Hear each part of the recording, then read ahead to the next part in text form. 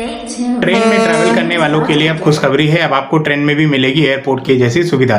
दरअसल बात ये नहीं है कि अब ट्रेन पंख लगाकर उड़ने वाली है या फिर ट्रेन में अब आपको साफ सुथरी बोगियां मिलेंगी, और ये भी नहीं है कि ट्रेन में अब आपको तत्काल टिकट के लिए मारामारी नहीं करना पड़ेगा। दरअसल बात यह है कि अब आपको एयरपोर्ट के जैसा ही ट्रेन में भी अगर आप सफ़र करते हैं एक्स्ट्रा लगेज लेकर, तो आपको एक्स्ट्रा चार्ज देना पड़ेगा। और अगर आप ऐसा नहीं करते हैं और अगर आप बिना चार्ज दिए एक्स्ट्रा लगेज लेकर पकड़े जाते हैं, तो आपको भारी से भारी जुर्माना भरना पड़ सकता है। चलिए आइए जानते हैं कि किस टिकट पर कितना लगेज लेकर आप जा सकते हैं। अगर आपके पास एसी फर्स्ट ईयर का टिकट है तो आप 70 किलो सामान लेकर जा सकते हैं। अगर आपके पास एसी सेकंड ईयर का टिकट है तो आप 50 किलो सामान लेकर जा सकते हैं। और अगर आपके पास एसी थर्ड ईयर और स्लीपर का टिकट है तो आप 40 किलो सामान लेकर जा सकते हैं।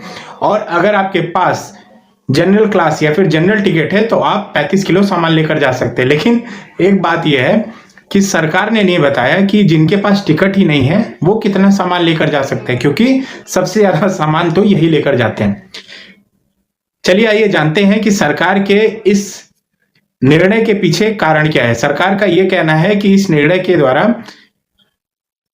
ट्रेन में भीड़ कम होगी और सरकार के तथा रेलवे के राजस्व में बढ़ावा होगा।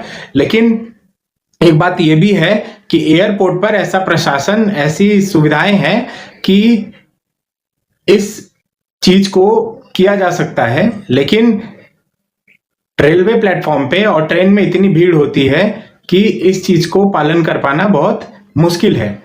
सरकार का यह कहना है कि ये नियम पहले से ही था, लेकिन इसे ठीक तरीके से लागू नहीं किया गया अब तक।